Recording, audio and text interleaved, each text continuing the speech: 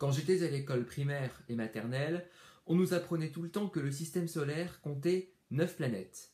Mercure, Vénus, la Terre, Mars, Jupiter, Saturne, Uranus, Neptune et Pluton. Et pourtant, entre-temps, on nous a appris qu'il n'y avait finalement que 8 planètes. Mais que s'est-il passé entre-temps? Très bonne question. Nous allons y répondre maintenant. Aujourd'hui dans cette vidéo, nous partons très loin de la Terre, puisque nous allons aux confins du système solaire, dans la ceinture de Kuiper, à la rencontre de Pluton. Pluton est un corps céleste d'un diamètre de 2372 km, soit seulement les 2/3 du diamètre de la Lune. La température à la surface est de moins 225 degrés, ce qui est plutôt froid, et sa surface est essentiellement constituée de roches de glace, de méthane et d'azote. Outre sa toute petite taille, l'autre particularité de Pluton est son orbite très inclinée par rapport aux 8 autres planètes du système solaire. Cela a pour conséquence de faire varier énormément sa distance vis-à-vis du Soleil, entre 4,4 et jusqu'à 7,4 milliards de kilomètres du Soleil. Parfois, Pluton est encore plus proche du Soleil que ne l'est Neptune. Mais ce qui est sûr, c'est que Pluton demeure toujours très éloignée de notre étoile. Elle met 248 ans pour faire le tour du Soleil. Pluton a été découverte le 18 février 1930 par l'astronome américain Clyde William Tombaugh. Elle fait référence au dieu romain Pluton qui était le dieu du monde souterrain. Et le terme latin Pluto signifiait le riche. Bien que minuscule, Pluton possède 5 satellites qui gravitent autour d'elle, dont le plus important et le plus connu est Charon. Située à 17 000 km de Pluton, Charon n'est pas beaucoup plus petite que cette dernière, puisque son diamètre est de 1208 km. En revanche, la température à sa surface, essentiellement constituée de glace d'eau, est pratiquement identique, seulement moins 230 degrés. Dans la mythologie grecque, Charon était le passeur des enfers aux portes du royaume d'Hadès, qui était l'équivalent grec de Pluton. Autre particularité intéressante, non seulement Charon met autant de temps à tourner sur lui-même qu'à tourner autour de Pluton, mais Pluton met également autant de temps à tourner sur lui-même, ce qui fait que les deux corps célestes se présentent toujours la même face mutuellement et qu'elles ne semblent pas bouger dans leur ciel respectif. Tout cela est très intéressant, mais cela ne répond toujours pas à la question: pourquoi est-ce que Pluton n'est plus considéré par les astronomes et plus globalement par la communauté scientifique comme une planète à part entière? Le 24 août 2006, lors de sa 26e Assemblée Générale à Prague en République tchèque, l'Union astronomique internationale, l'UAI, a décidé de créer une nouvelle catégorie de corps célestes, dites les planètes naines, sorte d'intermédiaires entre les planètes et les objets mineurs. Elle y a inclus depuis 5 corps célestes dans le système solaire, à savoir Cérès, Eris, Oméa, Makemake et Pluton.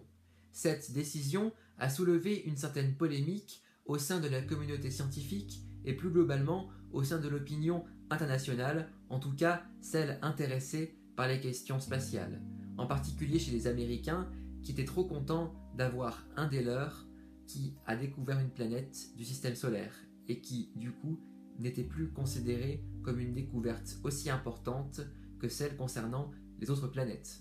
Pour se justifier, les astronomes de l'UAI ont expliqué que désormais, ils retenaient 3 critères pour déterminer si un corps céleste pouvait être considéré comme une planète à part entière.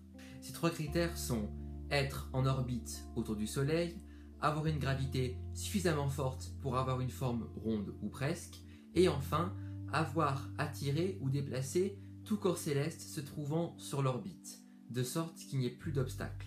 Si l'on se fie à ces critères, Pluton gravite bel et bien autour du Soleil, possède une forme ronde ou presque. En revanche, du fait de sa faible masse et de sa faible gravité, elle possède de nombreux objets célestes qui perturbent son orbite. Il aura donc suffi que Pluton ne respecte pas un des 3 nouveaux critères établis par l'UAI pour qu'elle soit exclue du club des planètes. En outre, Pluton a été également rangé dans la catégorie des objets transneptuniens, puisque, à quelques exceptions près, elle se situe au-delà de ce qui est désormais la planète la plus éloignée du Soleil, à savoir Neptune, et qu'elle se trouve en plein cœur de la ceinture de Kuiper, quasiment aux limites du système solaire. Aujourd'hui, certains astronomes appellent à revoir une nouvelle fois les critères d'admission d'un corps céleste en tant que planète à part entière. Mais selon comment on s'y prend, cela voudrait dire que si on inclut à nouveau Pluton avec les critères d'aujourd'hui, il y aurait plus d'une centaine de corps célestes qui pourraient être considérés comme des planètes à part entière, y compris la Lune. Il faut aussi souligner que certains satellites comme Ganymède, Callisto, Titan ou encore la Lune sont plus vastes que ce qui est désormais la plus petite planète du système solaire, Mercure.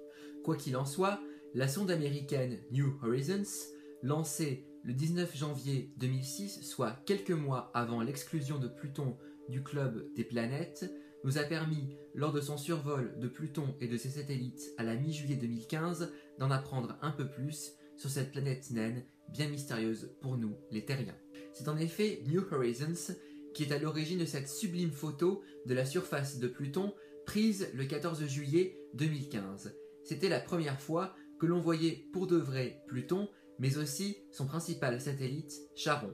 Ces informations très précieuses nous seront certainement très utiles pour en savoir un peu plus sur les origines de notre système solaire et peut-être également de l'univers. Et c'est ainsi que s'achève ce court mais passionnant voyage aux confins du système solaire. J'espère que cette vidéo vous aura plu. Je me doute que vous avez un petit peu la tête dans les étoiles, mais rassurez-vous, je suis quasiment certain que ma prochaine vidéo se passera sur notre bonne vieille planète Terre.